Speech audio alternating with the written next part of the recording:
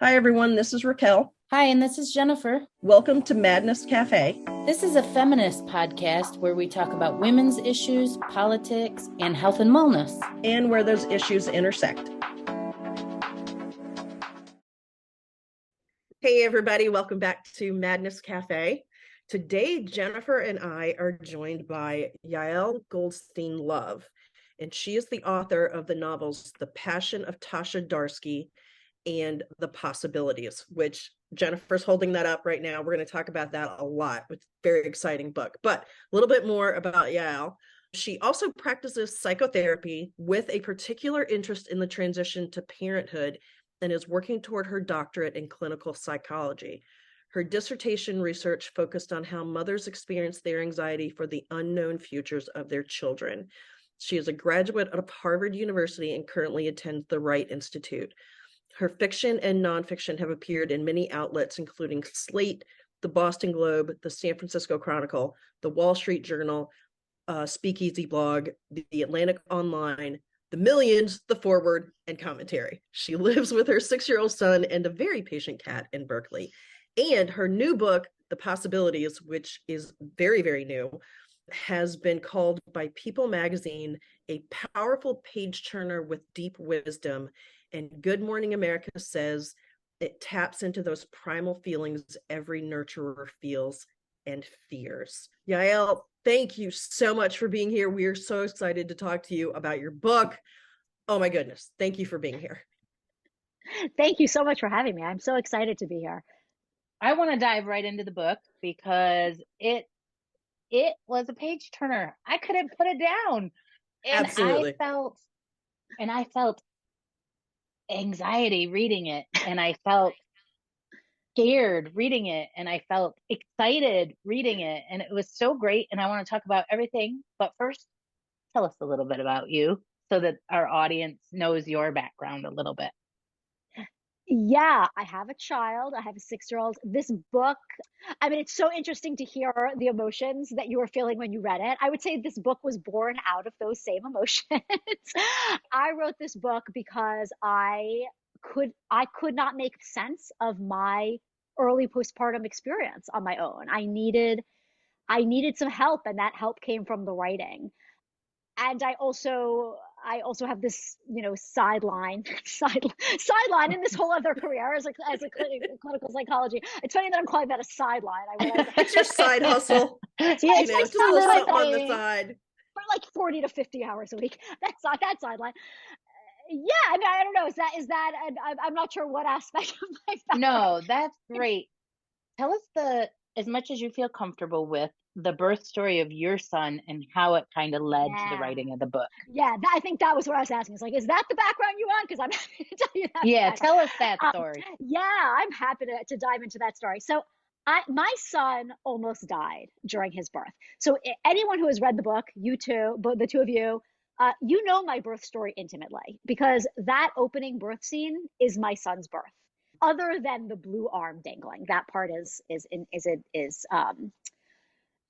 invented, but the rest of it. So, my son, I am probably, I don't know this for sure, but I am probably, possibly the only mother in Berkeley, California in the last like 40 years who has insisted on an emergency C-section. Mm. Something was going weird. Like I was, like 27 hours into labor. I suddenly, like out of my twilight, was like, hey, nurses, like, why is it that every time I have a really long contraction, like 12 people seem to run into the room and change my position? And the nurse was like, well, because something's going funny with your son's heart rate at that time. And I was like, do we know why? And she said, no. And I said, that seems weird. If we don't know why, should we perhaps not go through this whole long labor thing of like, we don't know how long it'll happen. She's like, I'm so glad you said that. We've been trying to convince the doctor, tell the doctor. And so I did. And I said, hey, I want a C-section. They cut me open 5 minutes later. And there was no sound, no nothing. Oh. The cord was wrapped tightly around his neck multiple times, but even after they took it away, nothing, no sound, no nothing. And I'm on the operating table. I can't see what's happening. The room is filling with more and more people. It turns out he had a plug of mucus in his airway, just sort of mysteriously. They never figured out why. It's a fluke thing. But it took them 10 minutes and many rounds of Oh, CPR to discover this and get it out. And then they whisked him off to the NICU to like do a lot of tests. And I'm just lying in the recovery room with my partner. We have no idea. For over an hour, we Oh my have God. no idea. Did our mm, child live or die? If he lived, will he be seriously impaired? We have no idea. And people were sort of rushing by frequently through the recovery room. And one or the other of us would ask, is he going to be okay? Is there any chance he's going to be okay?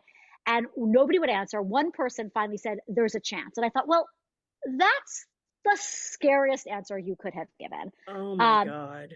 After an hour, the doctor comes in. He's fine. He's fine. He had enough of a reserve of oxygen in his cord blood to get him through those 10 minutes unharmed. But he would not have been fine. I think to her credit, I've gone back and forth on whether this is she should have or should have not said this. But she told me, if I had not insisted on that C-section, game over. Right. And so I take home this healthy, happy newborn.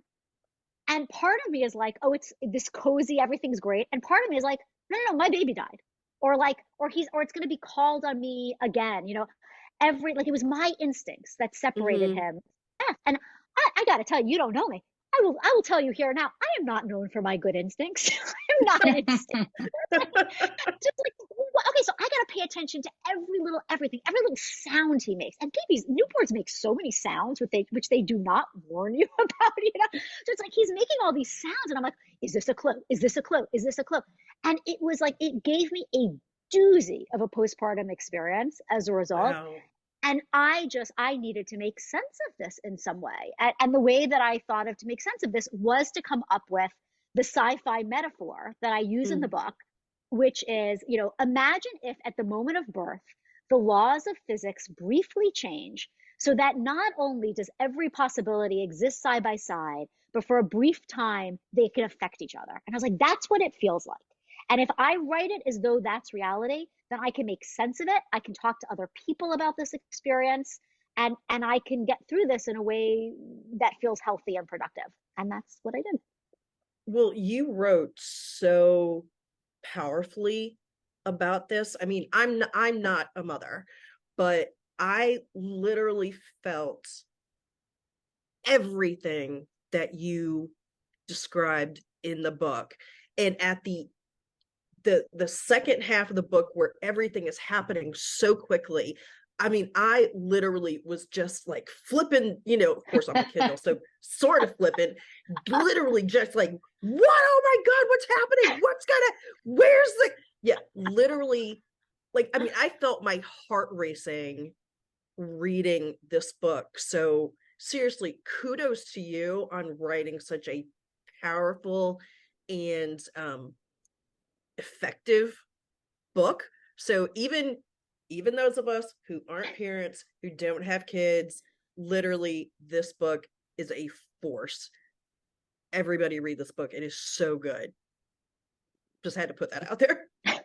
Thank you. I mean, and honestly, that means so much because that was a big question I had in writing this book. Was like, will people respond to this? If they're not parents themselves, and of course, it's also a book about being parented, which we all have, Mm-hmm. to some extent, or been, at least we've had caregivers, even if we didn't know our parents.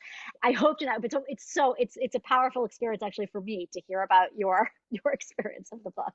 Yeah, it was really, really good. And it really made me think about my mom's experience with mine and my brother's births. And then it also made me think about friends of mine who have kids and of varying ages, and some friends who are like, there's a lot of stuff people don't tell you about being a mom. There's a lot of stuff people don't tell Oh you. yeah. And oh my God, why don't people tell you this? Like, why is it just, oh, it's the best job you'll ever have? Okay, sure. Yeah, you're going to love your kid. But what about all the other stuff? It's always interesting for me to hear friends of mine go, yeah, I love my kids, but there's a lot that nobody tells you. And so the fact that you wrote this book and you're being very vulnerable because you're, in doing the publicity for the book, you're sharing your own story, which I have to give you kudos for being candid about all that. and you're giving a voice to stuff that people just don't talk about. Yeah. I so appreciate your naming that. I mean, I think it's interesting. I mean, I think in some ways in recent years, we've gotten better as a culture about talking about the difficult aspects of motherhood, or some of them. Mm-hmm. And I think, it's like we've started to like be more open about postpartum depression and the baby blues and things like that. But I think that even with that, we still tend to try to put motherhood experiences into these like buckets or categories. So it's like, well, either it's like wonderful, beautiful, everything's amazing, or you have postpartum depression, or it's like, or you have like some other diagnosis, or as opposed to, how we talk about, any other deep human relationship in life, which is it's going to be unique for every single person. There are going to be many very difficult parts. It's going to press on all your psychological pain points, and it's going to enrich your life in numerous ways. And I wish that there were more of a conversation, that there were more appetite, I think, in our culture for a conversation around the multiplicity of motherhood experiences, so that, like, in the same way that we would never say, oh gosh, another romance story, like, how does this one fit in? It's like, no, like, everyone knows that every story of romantic love is its own unique beast. I think that if we could get to a place in our culture where we knew that every story of motherhood is its own unique beast, then we'd really be doing justice to the motherhood experience, and everyone would be able to sink into their experience without expecting it to be normal in some way, or like other people's in some way, and wondering, like, what's wrong with me? Am I doing this poorly? Am I not adjusting well? Oh, yeah. Mm-hmm. That's so beautiful. I'm curious about your writing process because since it started from the story of your child's birth or your birthing of your child, did you have the story immediately or did it take some time to sit down and put pen to paper? And then were there things you had to work out or did it just flow because of what you were feeling? I would say a combination of all of the above. Oh, wow. Okay. The story came to me in its broad outlines, like, there was this one moment, and I could name, this is never true for me in any other thing I've written, but here I can actually name the moment. I had, so I was still, my son, I think, was 8 months old at this point. I was still like very much in the thick of these feelings. And we had just moved across the country to Washington, D.C. for my partner's job. And I didn't know anyone in Washington, D.C. I felt very alone, very unmoored, still unmoored by motherhood.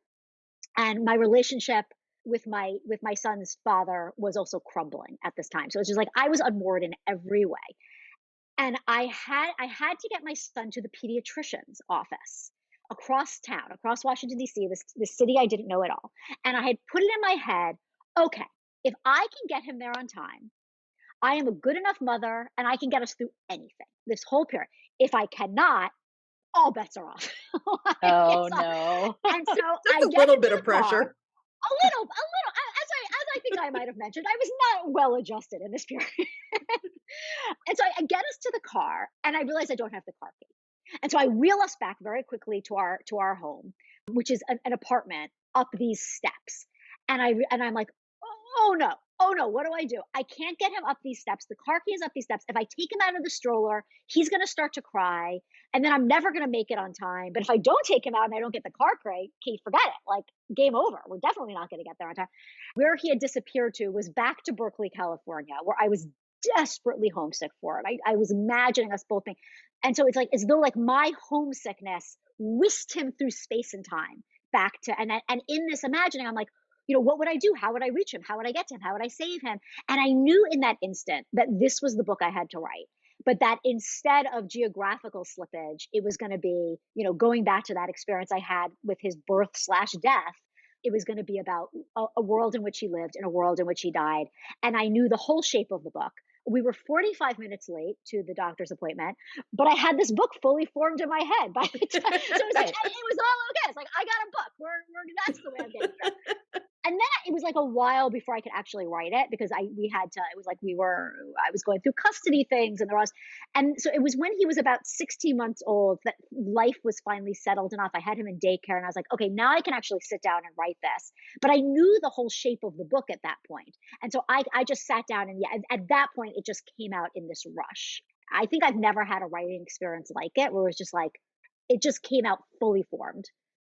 Wow. How much did you have to know about quantum physics to write it, or did you research that?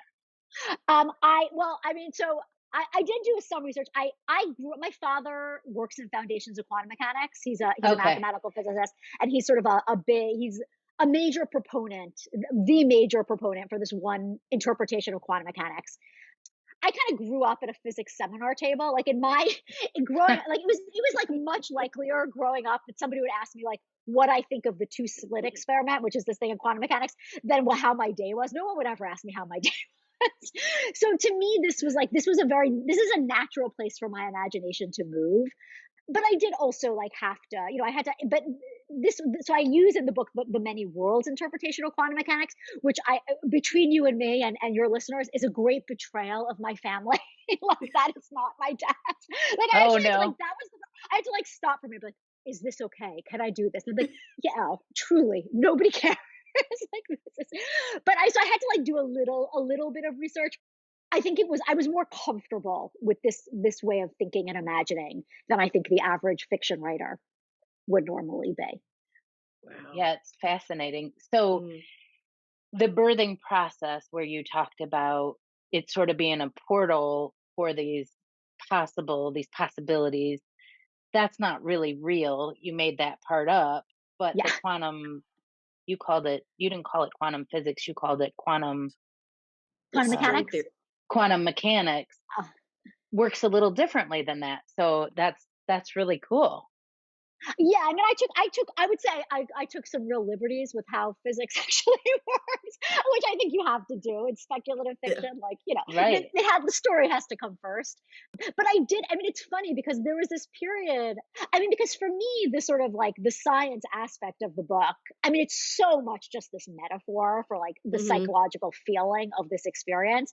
And there were moments where I would get myself really confused because it feels like the metaphor feels so close to being true. Like even just like it feels so close to being true. Like how could it be in some way that the laws of physics don't change when an entirely new person comes into being? Like it kind of blows my mind that that's not the case.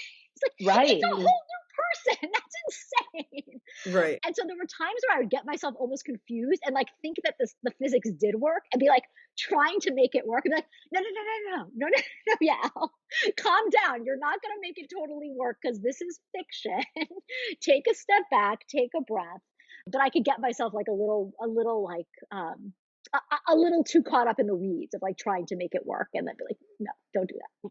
What I really loved about that is my daughter and I often read together in the evening, and I was reading your book and she was reading whatever it was she was reading. And I was like, oh, my 17-year-old daughter will love this book because she's been talking about the possibilities, all these time shifts. And she loves that movie. I always forget the name, Everything Everywhere. Everything Everywhere All at Once. Oh, yeah. And it has been a topic. We don't have any physicists in our house, but it's been a topic of conversation ongoing. And it's such a fascinating kind of glimpse into what we can imagine, what we can't quite grasp, what the possibilities are, and how, our whole perception might not be quite right. Yes, I love that way of putting it. To me, I loved that movie. I loved everything where it was. Yeah. Obviously, I love possibilities and multiverse stories. And I know it's like a terrible idea to go and look on your online reader reviews, but every now and then I break down and I do it. And somebody had described the book as Everything Everywhere All at Once meets What to Expect When You're Expecting. And I was like, yes, can I hire you for marketing? Who are you? That is perfect. Yeah, it's like, perfect. But I like that. To me, what the multiverse sort of theme or trope is all about, and why I think, or one reason I think we all resonate with that so much is exactly what you were sort of speaking to, is I think it's about the worlds within each of us. You know, like Yes. we all know that we only understand a small fraction of why we do the things we do. The things we walk around carrying, like from our past, from the messages we receive from the world, the structures in place, like all of these beliefs and patterns that are operating in us at all times. And so to me, what the multiverse is all about is trying to look open-eyed at a little bit more than we might normally look at. And so, for me in this book, it's sort of like how parenthood forces you to look at parts of yourself you wouldn't normally look at. Suddenly you're like, why am I reacting in this way to my child? Why does this make me angry? Why does this make me uncomfortable? Why does, to use an example from my own life, I had this one really strange experience several times when my son was a newborn, where I had the thought, it just came to me, oh, he's a very dependent newborn. And I thought, well, that's a crazy thing to think. That calls out for some explanation to have had that thought. And it's in trying to figure out, like, well, why did I have such a weird thought? I think, oh, I turn out to be, which I had no idea of prior to this, really quite uncomfortable with my own dependency needs. And I would Ah, never have known that, except for that I had that strange thought. And because I had that strange thought, and could tell that it was sort of could potentially get in the way of how I actually mother this kid, I started to really work on that in my own therapy and look at that, and discovered all these ways that it has affected my life profoundly. And I've brought it into Mm. patterns in multiple ways. That's just one of many examples I could give of, like, the ways that having a child sort of stirs up all the psychological sediment. So suddenly you're seeing parts of your psychology that you would never have seen before. And you could choose to look at it, or you could choose to not look at it. But I think if you choose to look at it, it can really open you up, help you grow, help you parent, help you come to terms with your own experience of being parented for good and for ill. And that's, to me, what the multiverse theme is really about. And I feel like that's so much of what Everything Everywhere All at Once was about too, which is I had, like, thrilled to it right. when I saw. I was like, oh my God, yes, same deal, same. So we're going to take a quick break. You're a business owner who cares more about people than profits, although you still want to make some money, of course. And that can feel mighty lonely. That's why I created Feminist Founders, a podcast that explores how to build a more equitable world through entrepreneurship. I'm Becky Mollenkamp, a coach and journalist, and I'm excited to bring you stories of people who, like you and me, are trying to change the business landscape for good. Check out Feminist Founders wherever you listen to podcasts. One thing that came up for me with reading your book is that this is a love story, right? And for people who have good relationships with their parents, and their parents, when they're kids, they say, I will do anything to keep you safe, and if something happened, I would do anything to find you. I would go to the ends of the earth to find you, that sort of thing. And so that's what comes up for me in this book is Hannah, the character of Hannah, I mean, goes to the ends of, many, many multiverses, many uh, parallel places to get to her son, to rescue her son. And I really hope I'm not giving anything away in the book, but it struck me as an amazing love story.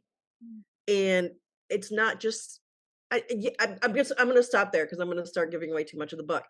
But that was a beautiful thing that came up for me, and I wonder, was that something that you were thinking about as you were writing the book? Like, this is also, a love story of, a mom with their child. Yeah, absolutely. I love that you describe it as a love story, because I was explicitly thinking of it as a love story. I mean, I think, to go back to that, what that analogy I was using before of, like, mother child relationship and romantic relationship. Like, I Mhm. think, like, I wanted to show that the relationship between a mother and a child is a love story, and is every bit as rich and complicated a love story as like a romantic love story or a friendship love story or any other love story. It's a story of deep affecting relationship and the lengths we go to and the ways that love changes us profoundly and forces us to become better versions of ourselves and all of that. What is the vigilance of motherhood that you talk about in the story? Yeah. I think when I first was experiencing my postpartum period, I thought that my experience was so unique that like I'm losing my mind. Like there's something weird about how I'm experiencing.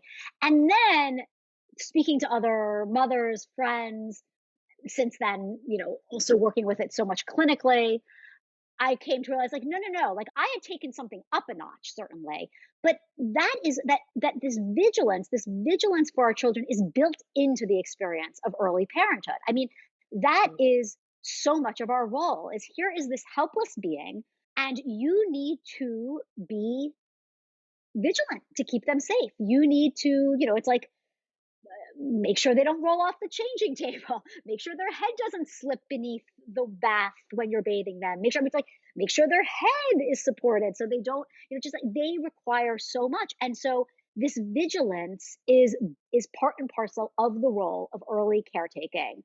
And it can feel, if you don't realize that is incumbent on you to do this, that this is completely normal, it can feel like something is going wrong. It can feel like, too much anxiety. It can feel like even obsessive compulsive disorder because you end up, engaging in these sort of ritualistic checking behaviors, which are in fact like near universal in the early postpartum period. But if you don't know that, you can start to try to control it, and then it really can become OCD. It's funny that I keep going back to these these online reader reviews. Clearly, I'm doing a great job of not reading them. A fantastic job of not. We would read them too. Yeah. Okay, thank you. I appreciate that normalization. Somebody else had written like, oh, so this book is like, it's really like, what did she say? Something like, it's like she took intrusive thoughts, like the normal intrusive thoughts of early motherhood, and made it into a novel. And I was like, oh yeah, that is what I did. Like I took like this sort of the normal like hypervigilance, the normal intrusive thoughts that are like part and parcel of motherhood, and turn that into an adventure, a love story / adventure story / who knows what. Yeah. An incredible story. Motherhood as the hero's quest. Motherhood as hero's quest. Thank you. Yes. Yeah. Yes. Well, in this vigilance, you mentioned that there were maternal instincts, and I think you talk about this in your work, not just in the book, but maternal instincts versus reality. Sometimes we have a hard time as moms knowing which is which. Like, how do we trust our intuition and our all-knowing? Nobody wrote a book for us that says this is how you take care of an infant, right? Well, some did, but I find those somewhat unhelpful. Yeah, they didn't tell us we'd be checking on them every 2 hours to make sure they're breathing. Yeah. Oh, you only did it every 2 hours. You're very sane. I mean, yeah, this is something I write about a lot. I think not just like, I think maybe in the book a little, but in other places as well, and especially in sort of my clinical role, is this question of, I think I put it as like instincts versus anxiety. Like it's very hard to know. It's like I play this, I still play this game sometimes, several times a week of like, is this my instincts or is this my anxiety? How do I know? Because both instincts and anxiety are sort of these tendrils of thought that take you out past logic. It's like it's past where the evidence ends.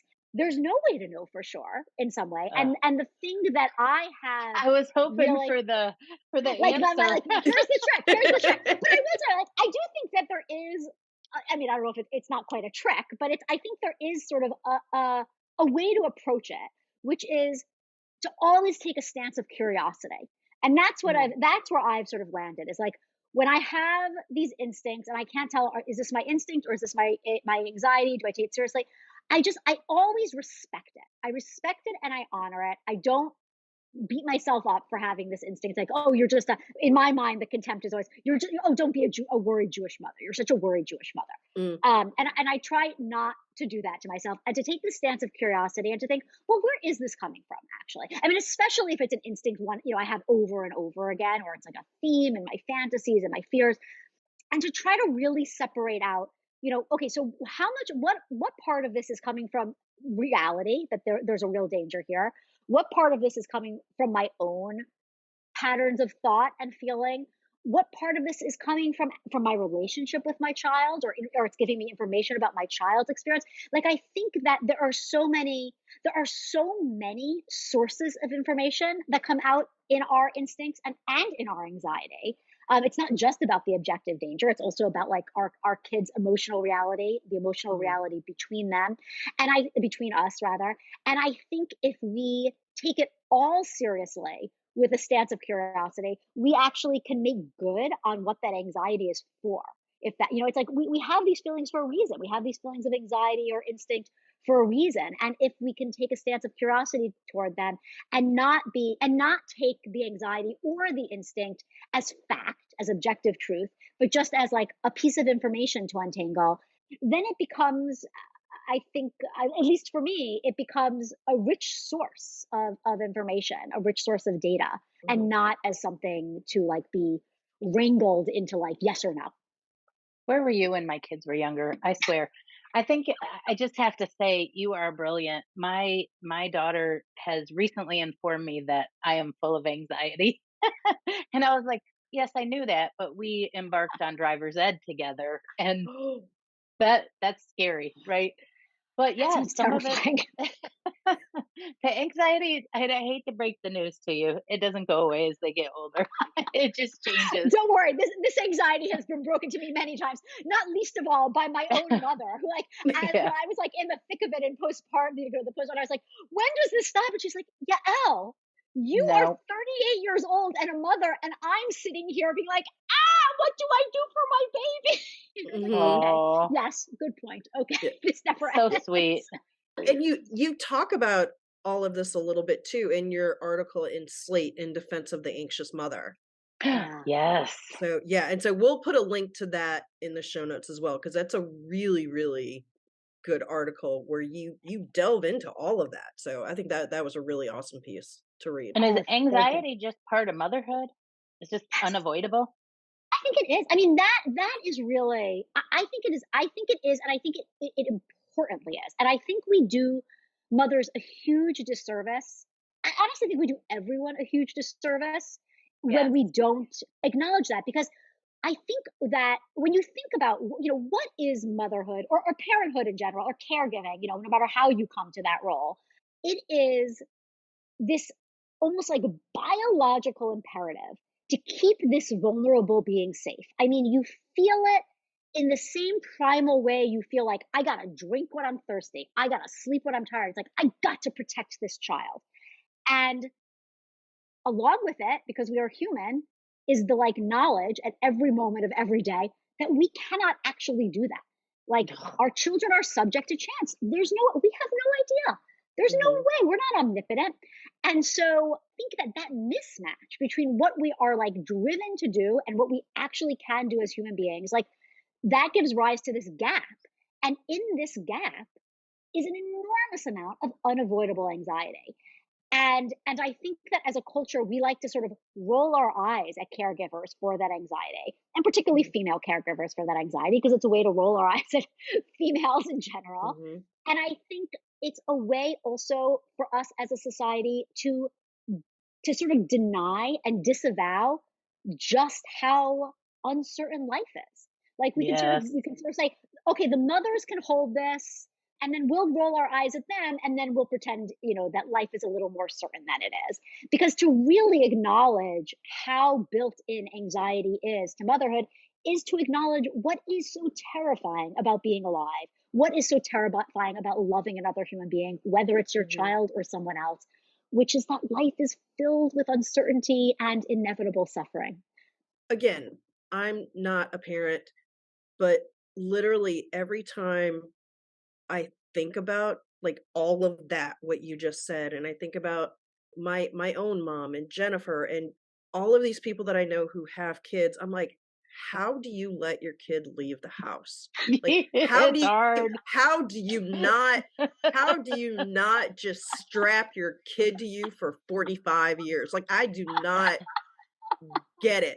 Like, there is something, and yeah, there's the whole thing of, oh, you raised your kid to be independent and then leave the nest and blah blah and be a fully actualized human being. Whatever. I'm sorry, but I would be a crazy woman. I mean, I don't know how parents do it, and especially, yeah, I don't know. I don't know how y'all do it. I'm not built for it. I know I'm not. And that, well, this was another reason why I don't have kids. Yeah, I don't know how you all do it. I don't. Me neither. Me neither. Okay. No, I'm like, that sounds like a Okay. great idea. Why don't I snap my? But I have to say, like, I do think that one effect that motherhood has really had on me, among many, many effects, is I feel like I am sort of in awe of every mother. Like, for this, I was just like, and it makes you, and like every parent. I think that before I was a parent, like, I thought of myself as a relatively non-judgmental person. I mean, I'm human, so of course, like, I make judgments, but like, I tried to be like a non-judgmental person. But I think that I would sometimes judge people for like how they were in their parenting roles, or like just like, choices people make. And now it's like, whenever I hear about anyone, honestly, in like deep relationship to anyone, not even parenting roles, I'm just like, I have no idea. I don't know how anyone does this. I don't know how anyone loves another human being and can stand the uncertainty that comes from that. But somehow we all do it. We're all brave enough to do it. And it's extraordinary. It is what it is to be human. Yeah. I'm afraid. Me too. Me too. How could you not be afraid? I mean, how could you not be? Wow. Yeah. I swear, like, every once in a while, I'll like see something or read something or whatever, and it makes me literally want to call my mom and apologize for being a pain in the butt at some point in my, childhood and or adult life. Because I'm still me. But I'm like, I may have to call my mom and be like, I'm sorry, Mom. I didn't realize all that you were going through. I'm sorry, Mom. I love you. Thank you for being my mommy. Like, Yeah. I think, yeah, I think I need to do that when we finish today. Like, I don't think I realize, I mean, intellectually, sure, you realize, yes, parenting is a hard thing. But to actually stand back and think about it and not just sort of gloss over it, I literally am in awe of parents. I truly am. The fact that parents raise their kids to go out into the world and not literally just like strap them to them for life is amazing. So I'm in awe of all of you, because I don't think that I could do it. I literally would probably fold inside myself and just freak out constantly. Who says we're not doing that? Okay, good point. Good point. Yeah, good point. One foot in front of the other. Yeah. One thing that I found really interesting in the book, and then also in your piece in Slate, was you talk about, and I think it's even something that Hannah's character actually says. I think it was Hannah's character. Motherhood gets idealized, mothers get shit on. She does say that. And yeah, so I mean, can you talk to that a little bit? And Jennifer, I want to hear your take on this too. I mean, both of you are mothers. I'm not a mom. I don't know. I just hear little bits here and there from friends of mine who are parents. Yeah. I mean, it's interesting though. I feel like part of what happens with this dichotomy, where it's like motherhood gets venerated, individual mothers get denigrated. I actually think this affects non-mothers too. I think it affects any, because I also think this is a way we have of of just sort of denigrating women in general. Because I think like when we sort of venerate the role of mother, we're also sort of saying like that's the apotheosis of womanhood, you know, as though like that's the defining thing about a woman is like, did she choose to reproduce or not? Like this one choice, like that defines you as a woman. And so I think like that's one role I think it has, is this way of like controlling women, saying like women, the apotheosis of womanhood is motherhood. So like motherhood is beautiful, but then like each individual mother is clearly failing. So I think there's sort of like this sort of sexist, misogynistic thing, you know, built into it. I also think there's something, even without the sexism and the misogyny that is rampant and that is informing this mythology, I think there's also just something very understandably psychologically tempting about this mythology, which is that we have all had caregivers and we all have a fantasy. I think we all walk around with the fantasy of the perfect caregiver. You know, no one has had a perfect caregiver because we were all given care by humans. I mean, maybe that'll change with AI, but right now we've all been given care by humans, and so there were some misses, and so I think we all have this fantasy, and I think to give up on the fantasy of like the perfect mother and to give up on the delight of denigrating mothers is also to give up on the fantasy that we couldn't have ever got. We have to mourn what we didn't get and that we never could have gotten what we want. Like you have, it's sort of like facing reality of like, this is life. You couldn't have had the perfectly attuned, all-seeing, fully merged mother. You wouldn't have even have wanted it if you had it. Like you couldn't have become a separate human being if you'd had it. But I think there's sort of a kind of like depressing realism built into recognizing that. And I think we don't want to. Every one of us, we don't want to. And so we help feed into the sort of sexist, misogynistic myth that the mother as the role is amazing and each individual mother is a failure. That's really interesting take.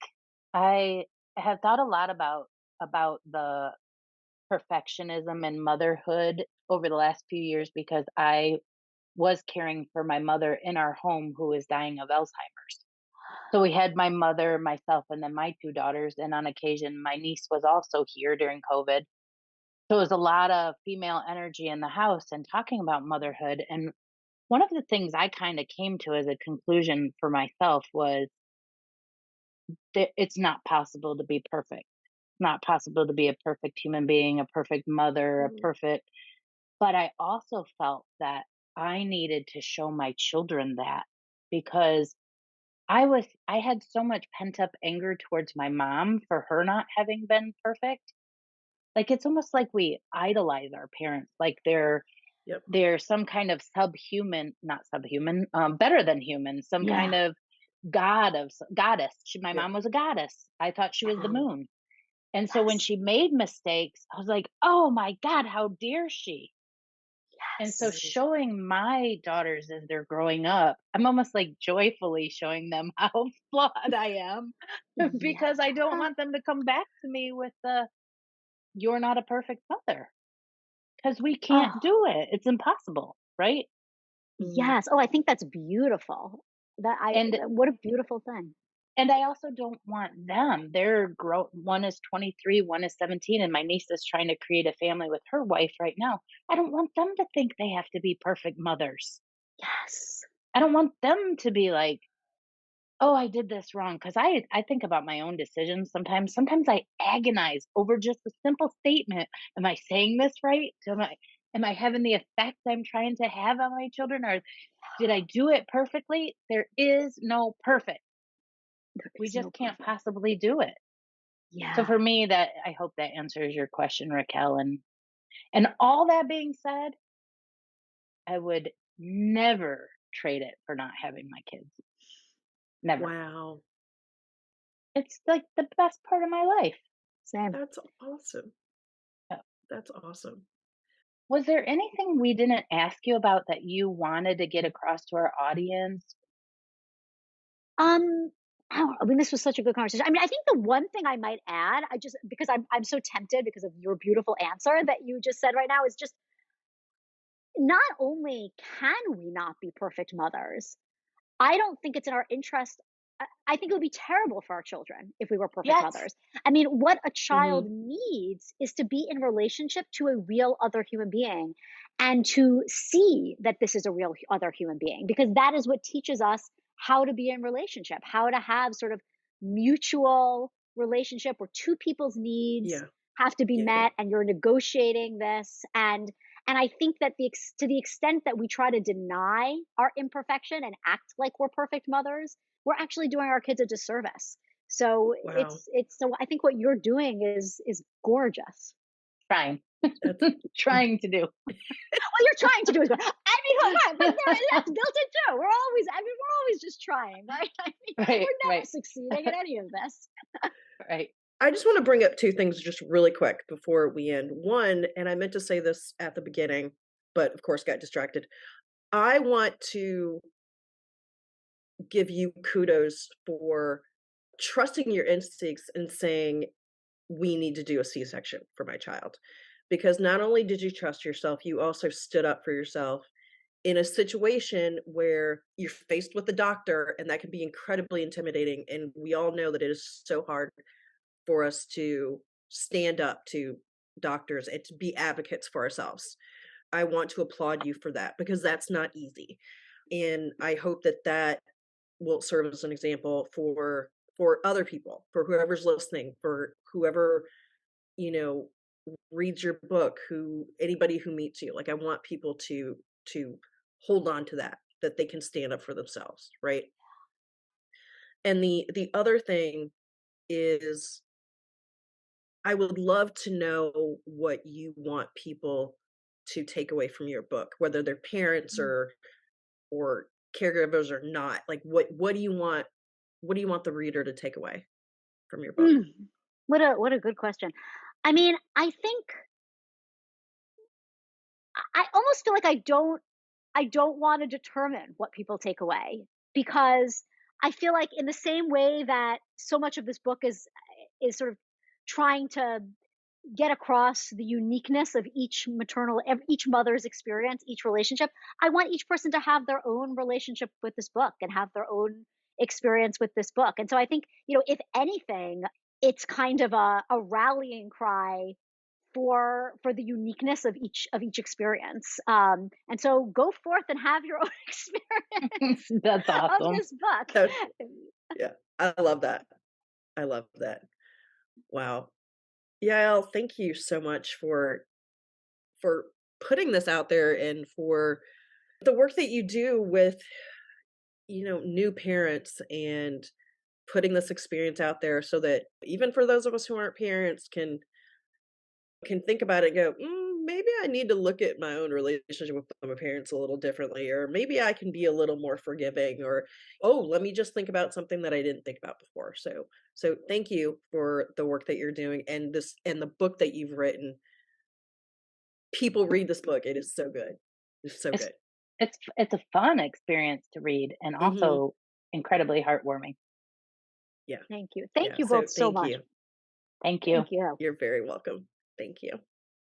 Okay, let's recap. Okay. So I want to know more about, because literally as I was reading this, I was thinking about you, Jennifer. Really? I really was, because especially, your experience with Isabel and then your experience at Jerry with The the birthing. vision that you had and all of that. I literally was thinking about you the whole time. And I was like, oh, I can't wait to hear what Jennifer's experience was with this book.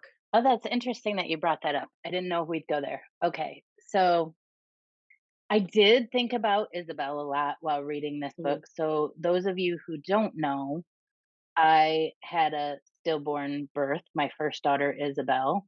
And I did, yeah, I found myself, okay, first of all, it was a page turner. I couldn't put it down. I loved So every good. minute of it. I had similar birthing experiences with Isabel. We knew that she had died before I went into birth. So it wasn't like a birthing experience and my child was dead. I knew beforehand. Okay. But when Olivia was born, which is my second born, I also had an emergency C-section when the heartbeat was not doing well. Her heartbeat was dropping. I had a long labor, very similar, and we ended up with a C-section. And obviously I didn't have the same issues. But I do remember having some postpartum stuff of being, I was holding my daughter Olivia in this arm and totally in love and rocking her and spending all my time. But I was also like crying and crying because I wanted Isabel in this arm. I wanted to be rocking both of them. And I had thought about the possibilities, no other way to put it. And I had thought about if my daughter Isabel had survived, I wouldn't have Olivia. I've thought about that many times over the years. And like, how is a mother to choose? You know, Right. now obviously I'd choose my daughter that's alive and thriving. And my Isabel had a blood clot in her umbilical cord. That's what they found after they did the research. And she was probably gonna be brain damaged if she had made it. I have a beautiful, healthy, thriving, I have two great, beautiful, healthy, thriving kids. And it didn't hurt to have the Jerry experience where I experienced Isabel as a beautiful angel, the presence always with me, finding that faith that my daughter still is my daughter. Of course, all of that matters to me so deeply. But yeah, I did definitely thought about the possibilities. Is there a possibility? Is there a world where I can have all three of them? I would love that. You know, that would be, but then what would that change? We don't know. It's, I love thinking about these things, the possibilities, because there's so much that could be. One little thing changes. What's that ripple effect out throughout the universe? Absolutely. It's very exciting to think about. It makes me want to study quantum physics, which I know nothing about. Exactly. Yeah. Well, I mean, that's kind of one of the points of science fiction or just art in general. It gives you an opportunity to think about things in a different way. Yeah. And it gives you an opportunity to think about other possibilities. Thank God for art. Thank God for writers. Oh, yeah.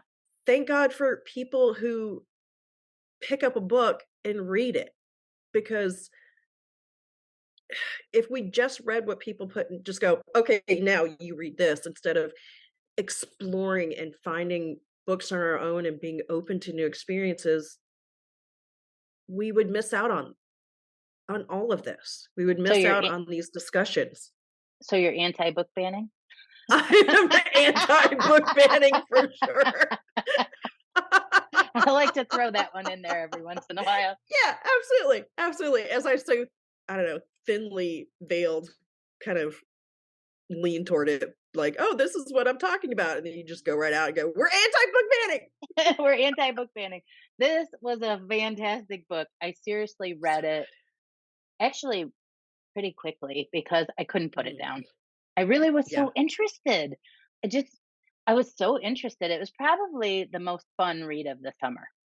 Yeah. And I'm not kidding. My heart was pounding in parts of the book. Yeah.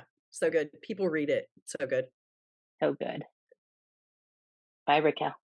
Bye, Jennifer. Thanks everyone for listening today. We will be back with more Madness Cafe next week. You can find us on Instagram at Madness Cafe Podcast or email us at madnesscafepodcast@gmail.com. Bye.